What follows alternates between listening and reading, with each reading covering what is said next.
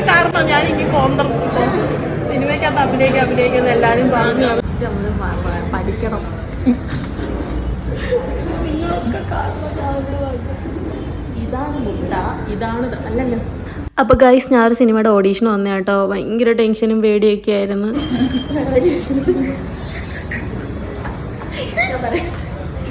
ഇതാ തക്കാളിയാണോ മുട്ടയാണോ?